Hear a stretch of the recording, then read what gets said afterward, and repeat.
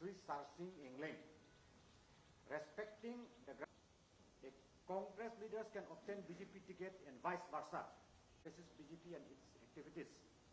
We also would like to remind Assam বিধানসভাৰ যে সাধাৰণ নিৰ্বাচন কাৰ্বি আংলঙৰ কাৰণে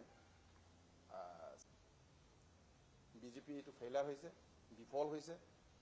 আমি অৱশেষত আমাক একো পাত্তা নিদিয়াকৈ অৱশেষত আমি কাৰ্বি আংলঙৰ যি কংগ্ৰেছ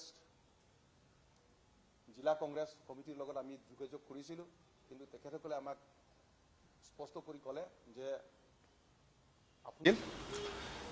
আগন্তুক বিধানসভা নিৰ্বাচন সাধাৰণ নিৰ্বাচনৰ ASDC দলে অটোনমাছ ডিমাণ্ড কমিটি দলে পৰিণত কৰাৰ কাৰণে আমি প্ৰস্তুতি গ্ৰহণ কৰিছোঁ। আৰু ইয়াৰ লগতে আজি এই প্ৰেছ মিটৰ যোগেদি কাৰ্বি আংলঙত আমি 4টাকৈ সমষ্টিত বিধানসভা সমষ্টিত আমি প্ৰতিনিধিত্ব কৰিম। প্ৰথম হিচাপে ডিফু হেমচিং কিছু এক্স MLA আৰু লগতে হাওৰাঘাট 18 নং হাওৰাঘাট সমষ্টিৰ বাবে চন্দ্ৰকান্ত তেৰাং এক্স MLA মই নিজে, আৰু লগতে বোকাজান সমষ্টিৰ বাবে ৰাজেন্দ্ৰ ৰংপি এক্স EM আছিলে, আৰু লগতে বৈঠলাংছু সমষ্টিৰ বাবে আপকামিং